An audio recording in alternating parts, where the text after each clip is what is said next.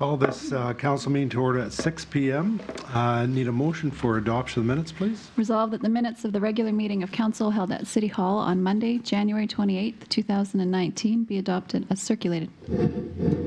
Moved by Councillor Budds and seconded by Councillor Knox. All those in favor? And that's carried.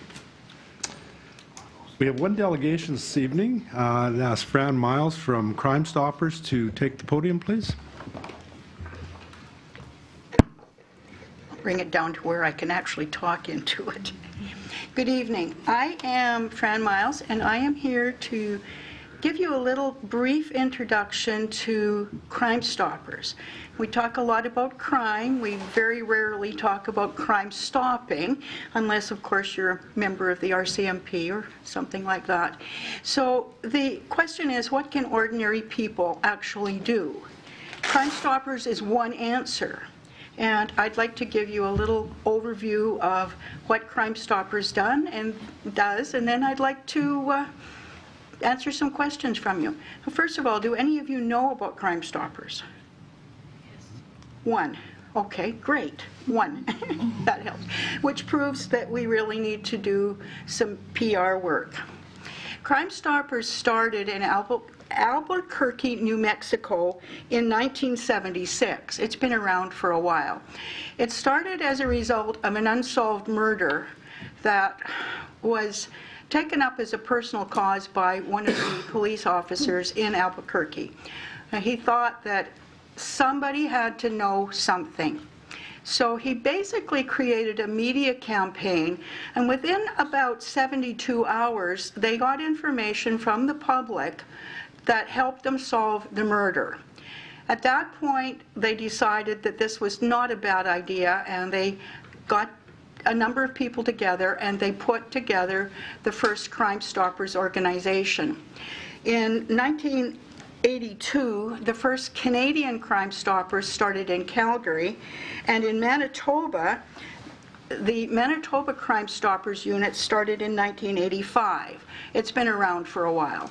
There are 3 Crime Stoppers units in Manitoba altogether. One is in Brandon, one is in Winnipeg, and the other one is the one that I belong to, which is the Manitoba Crime Stoppers.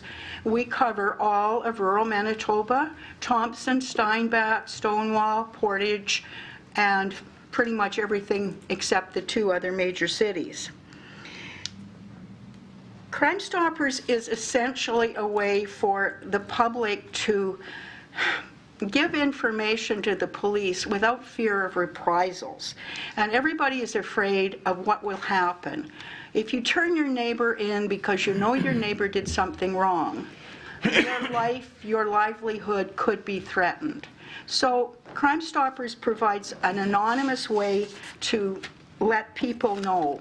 It's a combined effort between the community, the police, and media, because media does play a role in this. They do a fair bit of advertising. In the last 25 years, Crime Stoppers has had over 13,000 tips and paid out quite an amount of cash. From Portage alone last year, there were 69 tips that were turned in. That's a fair bit from one single community. We like to think that's 69 crimes that were helped to be solved. The year before, in 2017, it was 83. 2016, it was 84. The numbers are going down, so what we really want to do is expand our awareness so that people know more about it. Crime Stoppers will pay up to $2,000 for as a reward for a tip that's valid. Now, in order to do that, or to get the money, a person has to phone the Crime Stoppers number, which is 1-800-222-TIPS. This is a completely anonymous system. It has no names, no addresses, nothing. There's no way that anyone can know who you are if you report a crime.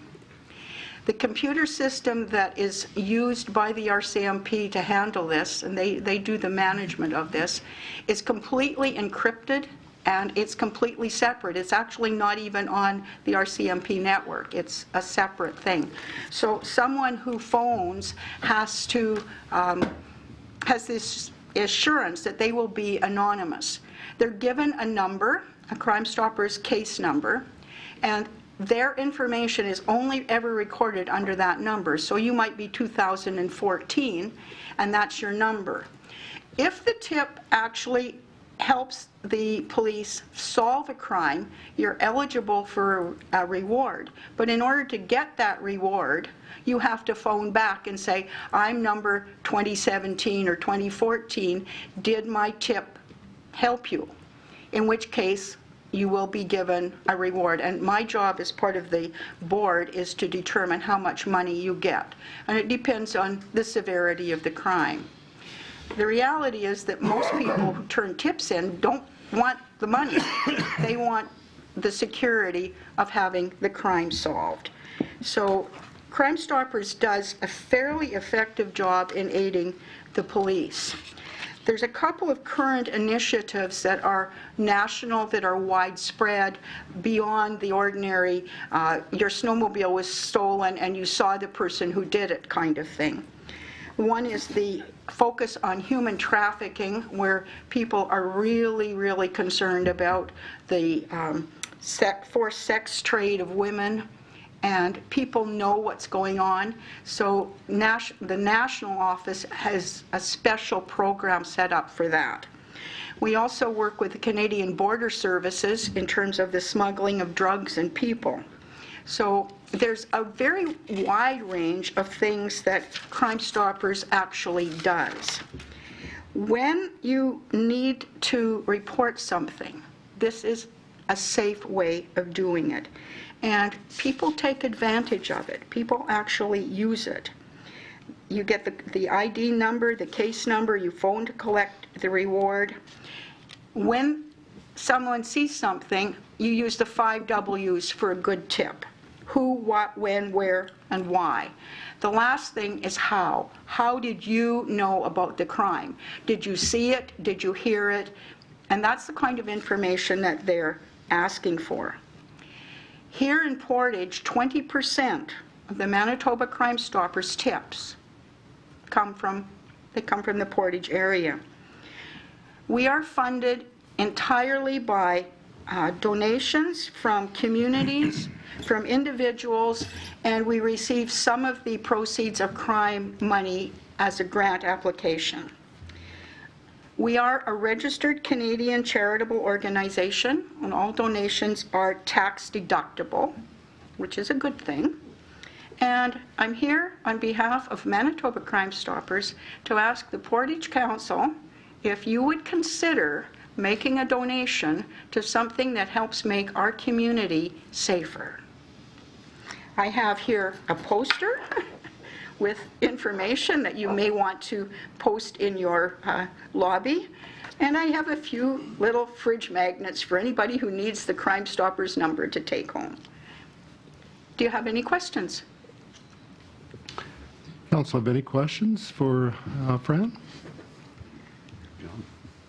No, I must have done a really good job of explaining things then. Okay. And your request will be discussed during the budgeting process. And administration may ask for some information. Normally when a group is asked for a grant, there's certain information. Is there a way to contact you? I can give you my phone number, or you can actually contact any Crime Stoppers part through the RCMP, and the public relations officer, I believe, would be the person to speak to there. Okay, and Diane tells me she's got your number, so. Yes, she does. Okay. Well, thank you very much for taking time out of your evening and doing some education with us. Well, thank you for listening, and I do hope that crime goes down to the point in Portage that we don't need this. That would be nice. It would be. Yes. Thank you very much. Thank you. I'm going to move into public hearings. We'll open the public hearing for PC variation variation PC 2-19. This is for Salinger at 137 7th Street Northeast. Is there anyone here to speak in favor of or opposed to the application? Mr. Salinger? Yes, I'm here. I don't know if anybody is opposed, but if you can speak now. And just for the record, Gord Salinger? Go ahead. The floor is yours. Yeah, thank you. Yeah, the house that I'm asking to do a variation on is one that my wife and I own, but it's occupied by my son and his partner. And the house is at 137 7th Street. The variation application gives a sketch showing what we propose to do is to build a deck off the front of the house, which is about 6 feet wide by the width of the house, which is approximately 20 feet, and with a step going off the deck, not to the front of the deck, to the side of the deck. So it's currently, we took the old step away because it was an old concrete step and they were sinking and it was getting unsightly, so I had it removed. Thanks to Bruce Toll, who is building a house next door. He gracefully removed it for me with his machinery just in a matter of minutes. Anyway, so now it's sitting there without a front stairwell, because I was hoping that I could build something that looks reasonably attractive from the street, albeit it's pretty close to the street because the house itself was built inside of the variation limits, I think, whenever it was built in the sometime in the early 1900s. So it's the deck would obviously encroach upon that space even further by another 6 feet, and leaving approximately 1.5 meters to the property line. But in that part of 7th Avenue Northeast, there is no sidewalk, so there's just the boulevard and then the city street. And so it's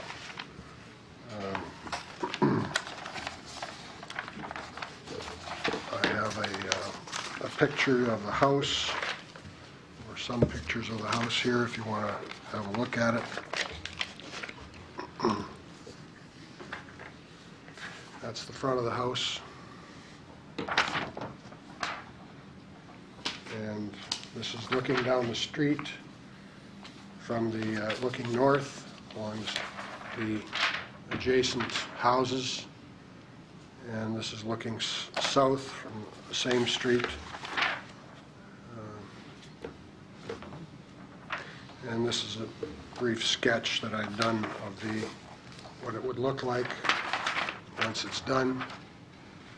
Not very good artwork, mind you, because the perspective isn't good, but you get an idea. I built one like it for my daughter, who lives in the country in Austin. Only it's a little bit bigger than this one, but it'll give you an idea of what it might look like. Only the steps will be to the side and not to the front. And yeah, that's about it. I'm thinking that it's going to enhance the neighborhood and not detract from it, even though it's going to move closer to the property line. But like I said, there's no sidewalks in that area of the town, and just a boulevard of grassed boulevard to the street. So that's basically all I have to say. But anybody has questions? Okay. Did council have any questions for Mr. Salinger? No. Okay, thank you very much. Need a motion to close the public hearing? Be it resolved that the public hearing for variation PC 2-19 for Gordon and Denise Salinger at 137 7th Street Northeast now be closed. And I so move. Moved by Councillor Meyer and seconded by Councillor Buds. All those in favor of the motion? And that's carried.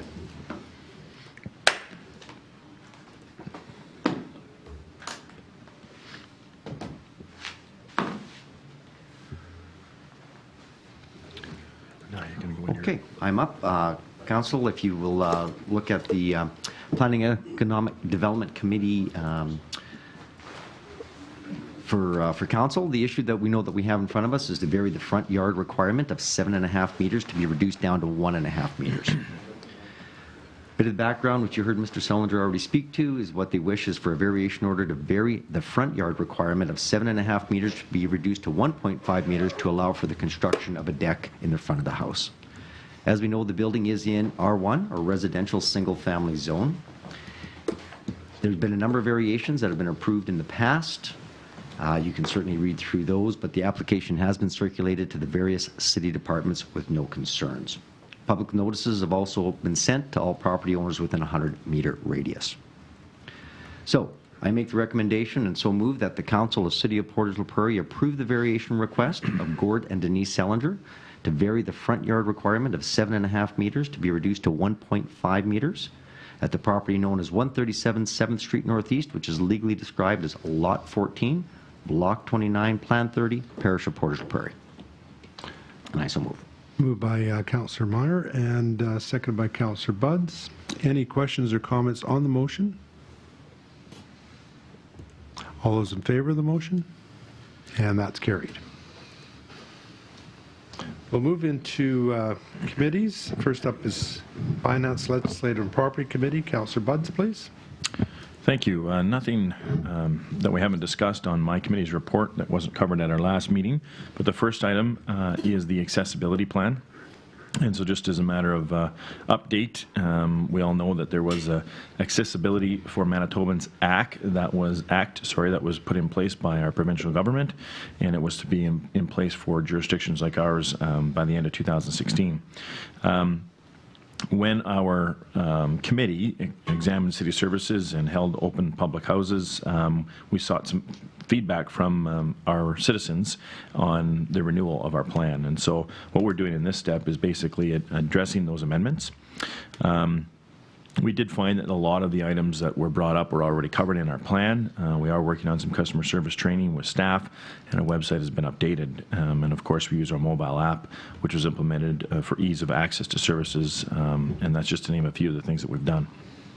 But, you know, a plan is something that's fluid in nature, and we're continuing to update it. So we're always looking for feedback, and this can be given by way of a phone call, an email, in person, if that's possible, or by submitting an accessibility feedback service request on our city app. So all that is tracked and obviously put into a next revision of our plan.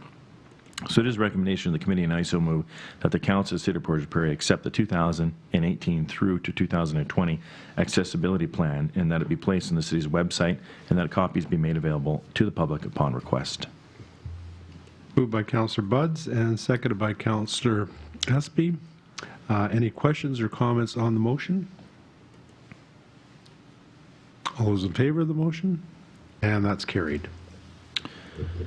All right, and the second item is an offer to purchase city land. And so as I brought forth at our last meeting, we do have an offer to sell City Lot 22, Block 5, Plan 1810, and that is to Bridge Road Land Management Limited.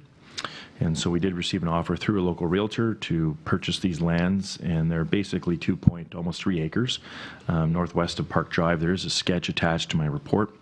And so what the proponent is proposing to do is develop a single-story, 16-unit assisted living facility, which will be occupied by clients of a local care service called Daughters on Call. And so this might be expanded depending on the service that they receive and how busy it is and how quickly this can be filled up. There is a zoning amendment that would be required, or conditional use that would have to be approved on a zoning amendment. And the proposal would be reviewed by city administration, obviously. But it has been identified that the water and sewer capacity is there for this project. The offer of $148,400 does represent the assessed value of that property, including associated fees, which has been kind of the number that we've been using in previous land sales, so it is meeting the requirements. And again, as I said, there is a sketch there at the bottom of my report. So it is a recommendation of the committee, and I so move that the Council of the City of Portage la Prairie accept the offer for the sale of city-owned property legally described as Lot 22, Block 5, Plan 1810, Roll 910, otherwise identified as 2.1 acres northwest, Park Drive, 18th Street, Northwest Road Land Development, Bridge Road Land Management Limited, for the price of $148,400, and all costs associated with the land sale, and tell the authority of the city manager to negotiate and execute the development agreement. Moved by Councillor Buds and seconded by Councillor Meyer. Any questions or comments on the motion? All in favor of the motion? And that's carried. And that does conclude my council report. Thank you, Councillor Buds. Councillor Meyer, City Planning and Economic Development, please. Thank you, Your Worship. Today's information is for information only, and we did first at the meeting last council meeting. And let's bring up attention one more time, because obviously it's always a story. I'm talking about economic development first. Sometimes puts in putting, and there's time, I just want to congratulate all departments and the previous councils once again. To start, it's probably 15 years ago, since first pilot some of the things are in the city that we have hit over $100 million permits with offers. I'm not going to speak to it, but he's pretty excited about it as well. We hope it's not one off, but so we know that things are happening. So it's efficiency Canada.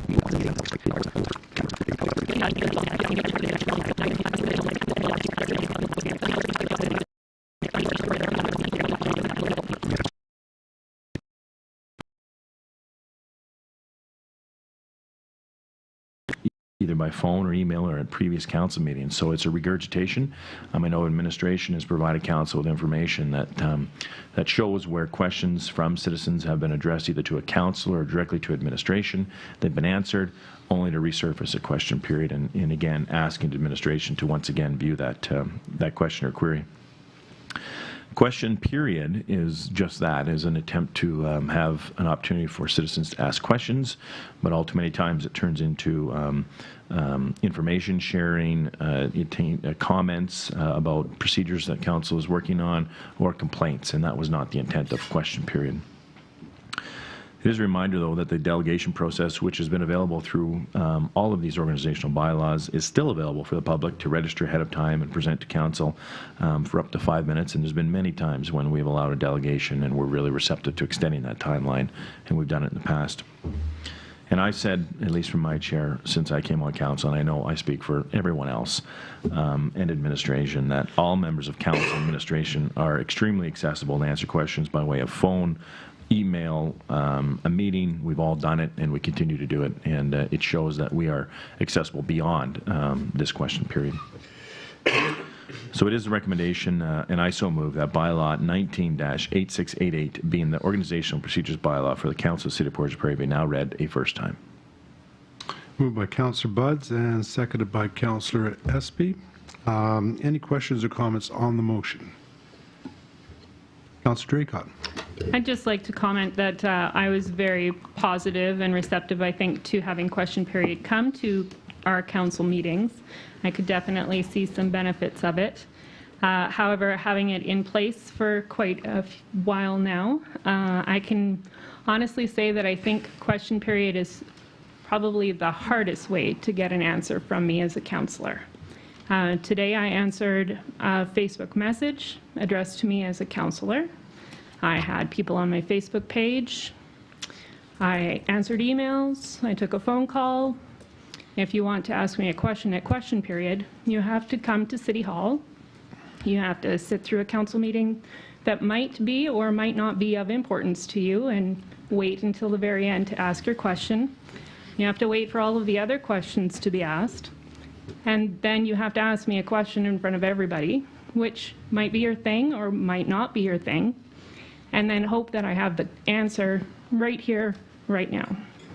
And as Councillor Budd said, most often that's not the case unless you've already asked me the question, which has happened to me frequently in the last 4 years, where I've had somebody ask me a question and then come to council to ask me again in front of everybody, even though I've already answered the question. I'm not opposed to answering questions, but I think it's very important for us to use our time effectively and the time of our administration, which usually answers the questions for us through information gathering or answering the question before it gets here. So I would just like to iterate that I think that question period has become not as effective as we would hope it would be. However, my cell phone's very effective. My email's very effective.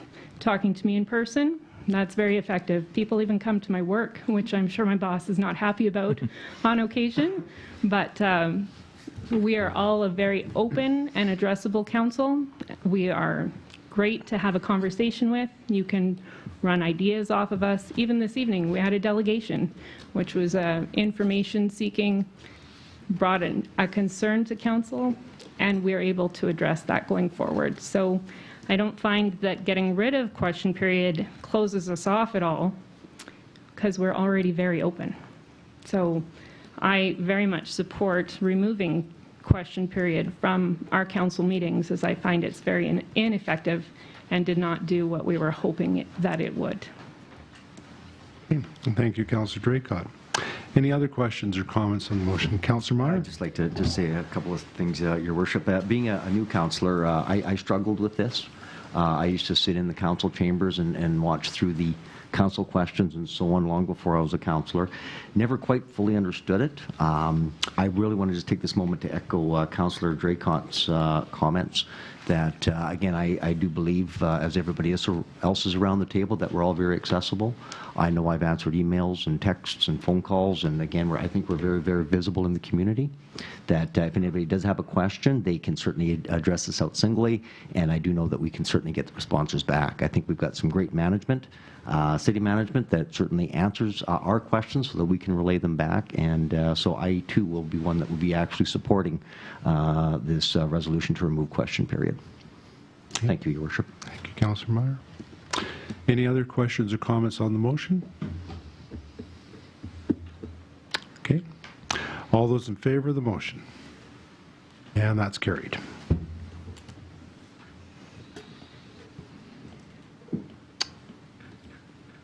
We have some old business. This is the revised resolution for conditional use regarding Beaucarry Developments, Inc. And this is City Planning and Economic Development Committee. Councillor Meyer, please. Thank you, Your Worship. It is under old business.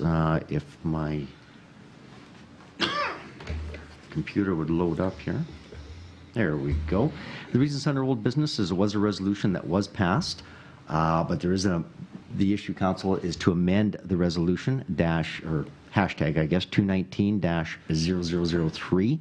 So we have an option to amend the resolution or to not amend the resolution as presented.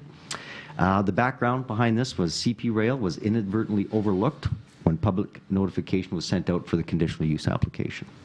CP Rail has since been contacted and will accept a resolution changed to state CP criteria instead of CN criteria. CN Rail did not respond to the public notification and replied with comments of residential development next to their rail lines. The property does not abut onto CN rail lines. CN comments were based on the parcel of land to the north of this one. Council originally approved the conditional use with the condition that the applicant follow CN criteria for residential development next to CN rail lines.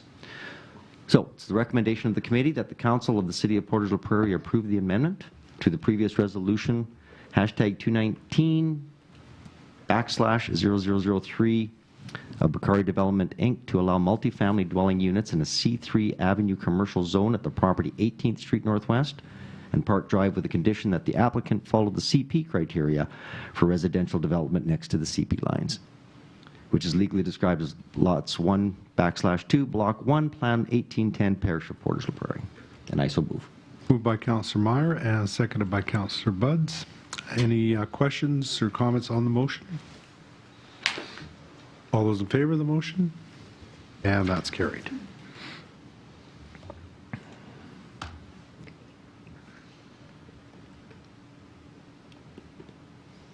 Council is adjourned at 6:35 p.m. and we're going to move right into committee. And I just want to mention that committee is open to all members of the public and the media.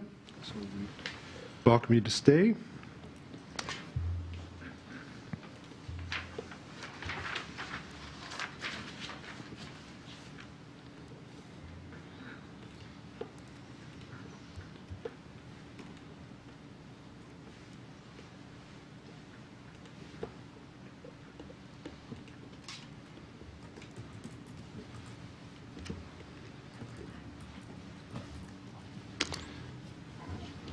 Okay, and we'll call committee to order at 6:35 p.m. First up is Finance Legislative Property Committee. Councillor Buds, please. Thank you. Just one item on my committee report for this evening and for Council's consideration and questions. It's really more so of a housekeeping item. It is to approve the external audit service plan. And, you know, there's only one alternative, and that is really to approve the audit plan because there is no other alternatives. We need to get our statement audited. But there's some changes. And so the City of Portage la Prairie, as you know, has engaged Myers Norris Penny as our external auditors. The interim audit was completed in December, and the final field work will need to be completed by April. We'll have our draft financial statements probably by mid-June, and the final statements at the end of June or June 24th. And we do all that, obviously, to meet and coincide with all provincial deadlines. So there's just a couple of, again, highlighted or bulleted point changes. So public sector standard PS 2200 comes into effect, and I know that everyone here has already supplied to finance we have to disclose if any key management, councillors, or the city's mayor, if they have a spouse or dependent employed by the city, and companies owned by any of these parties is required. So that's a new one, and so I know that I think everybody's got theirs in, and if not, you will be required to do so pronto. The other report on compliance that formed the cover page to the consolidated financial statements has been revised. The new report is more descriptive of the role of the auditors themselves, our management team in that, and our own responsibilities. So there is in my report here kind of an illustration of what the cover letter used to look like and what it will look like in a revised fashion. So I think this is all just good due diligence and another step in ensuring that the citizens of Portage, when they do receive our audited financial statement, has some clarity in terms of the role of governance and the connections between ourselves and our spouses. So anyway, is there any questions on my report? Okay, hearing none, I will be bringing that forth at our next council meeting. Okay, thank you, Councillor Buds.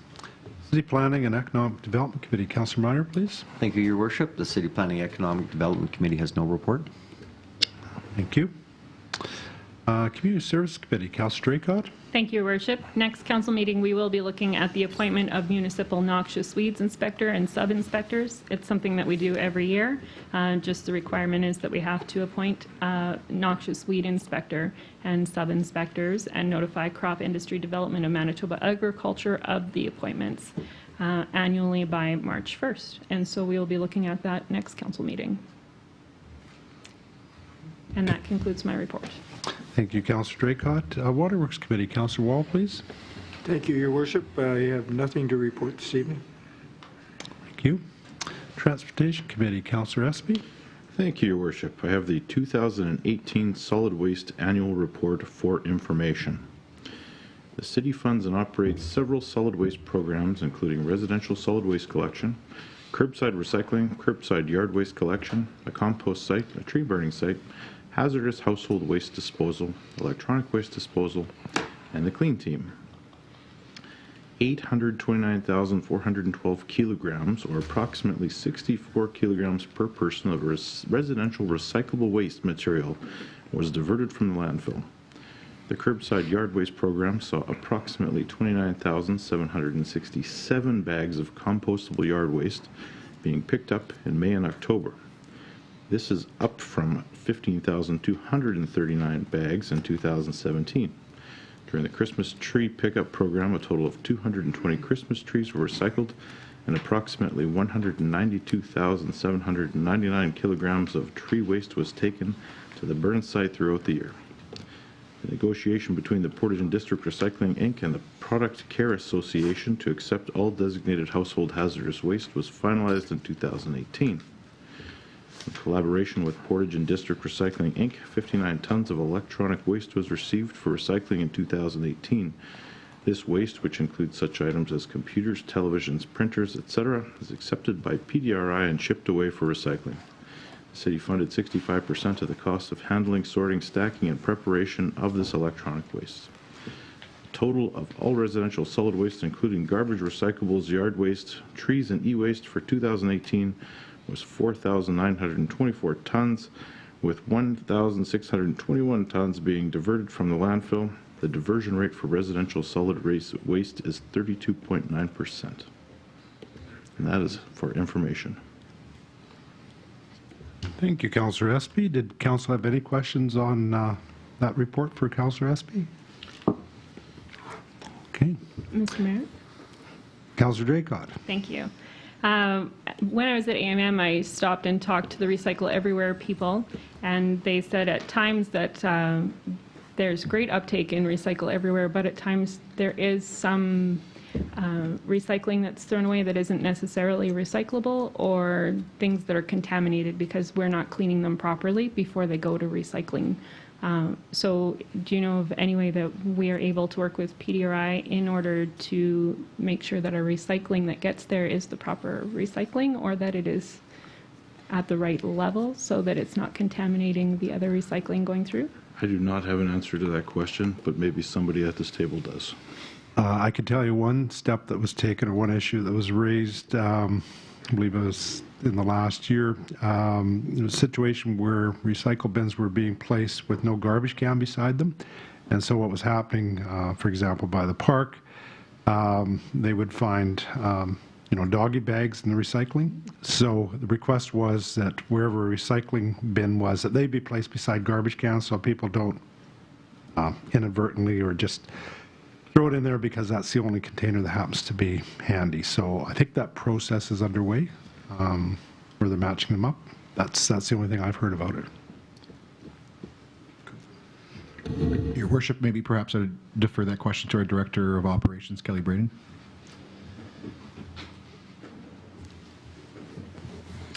We also put out some information material to the public on a pretty much annual basis, and it's on the website. All the information's on the city website, as well as PDRI has a fair amount of information on their website that should help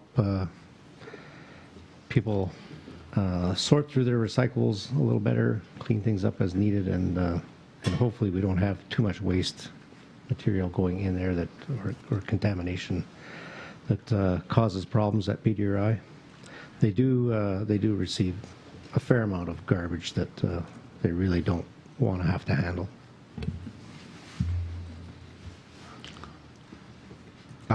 Any other questions or comments on the report? Okay, thank you, Councillor Espy. Public Safety Committee, Councillor Knox, please. Nothing from the Public Safety Committee tonight, Your Worship. Okay, thank you. Well, before we adjourn, we will have question period, and perhaps this is the last question period. I don't know. Were there any questions from members of the public? Final call for question period. Well, then, committee is adjourned at 6:43 p.m. Thank you for coming out, everybody.